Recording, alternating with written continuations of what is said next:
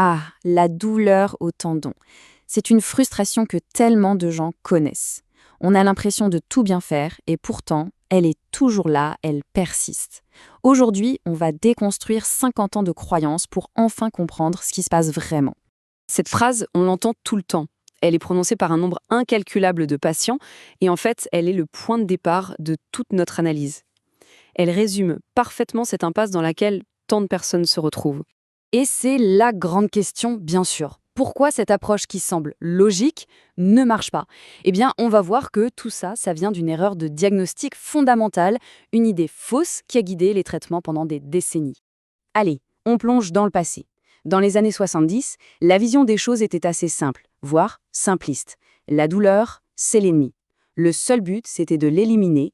Point. Mais cette approche, elle passait complètement à côté de l'essentiel, la nature même de la blessure. Juste un petit rappel rapide pour être sûr qu'on parle bien de la même chose. Le tendon, c'est quoi? C'est cette espèce de corde très solide qui attache le muscle à l'os. C'est grâce à lui que la force du muscle peut faire bouger nos articulations. Pensez au tendon d'Achille par exemple, c'est un parfait exemple. Alors voilà un peu l'arsenal qu'on déployait à l'époque. On commençait par du repos total, de la glace, puis dans les années 80 sont arrivés les étirements et les massages, et enfin les ultrasons dans les années 90. Et le point commun dans tout ça, c'est que toutes ces méthodes cherchaient juste à calmer la douleur, sans jamais vraiment s'attaquer à la cause du problème, la structure et la capacité du tendon lui-même. Et là, on tombe sur un truc assez fou, une contradiction flagrante. On appliquait de la glace, ce qui resserre les vaisseaux sanguins, et juste après, on pouvait faire des massages, ce qui, au contraire, les dilate. On a donc deux actions complètement opposées pour traiter le même problème. Ça montre bien qu'à l'époque, on naviguait un peu à vue, sans véritable stratégie de fond. On arrive maintenant au cœur du réacteur, si on peut dire. Un simple changement de mot, un petit suffixe, qui représente en réalité une véritable révolution dans la façon de comprendre cette blessure. Et là, attention, c'est la première grosse révélation. Pendant des années, on a parlé de tendinite, avec le it qui veut dire inflammation. Sauf que, quand on fait des analyses de sang sur ces tendons, les résultats sont sans appel.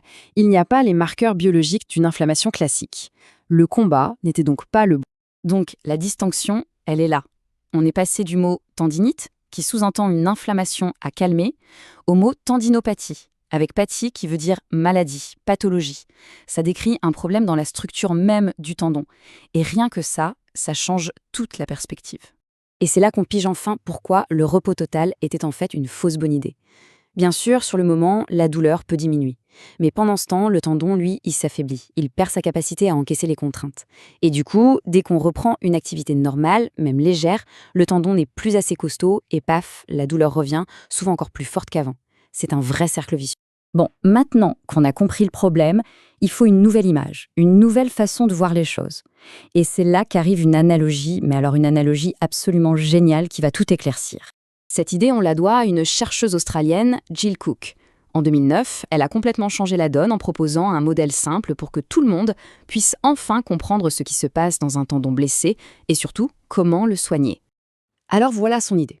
Imaginez le tendon qui souffre comme un donut. Au milieu, il y a le trou. Ça, c'est la partie du tissu qui est abîmée, désorganisée, avec des cellules qui ne fonctionnent plus. Et tout autour, il y a la pâte du donut. Ça, c'est la partie saine du tendon, le tissu vivant et fonctionnel. Et de cette image découle une phrase toute simple, mais révolutionnaire. Traiter le donut, pas le trou. C'est direct, c'est clair et ça change complètement la cible de notre traitement.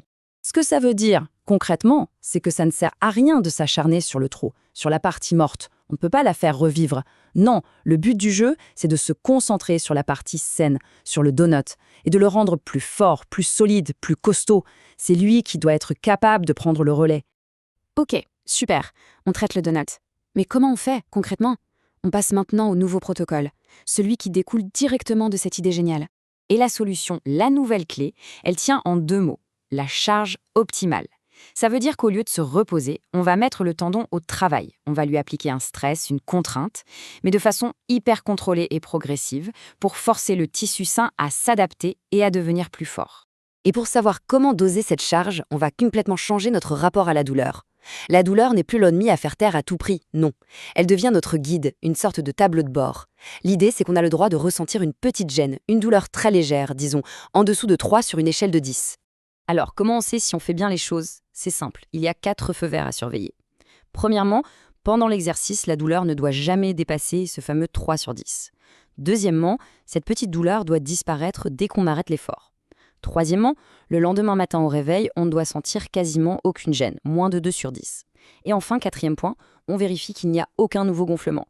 Si ces 4 conditions sont respectées, bingo, on sait qu'on est en train de renforcer le donut sans abîmer quoi que ce soit. Pour résumer, regardons ce avant-après. C'est un vrai changement de paradigme. Avant, on pensait que le problème était l'inflammation. Maintenant, on sait que c'est une faiblesse de la structure. Avant, on traitait avec du repos et de la glace. Maintenant, on utilise la charge progressive. L'objectif n'est plus juste d'éliminer la douleur, mais bien d'augmenter la capacité du tendon. Et enfin, la douleur n'est plus l'ennemi, elle devient notre guide. Et on termine avec 7 pensées, 7 questions qui bousculent un peu tout.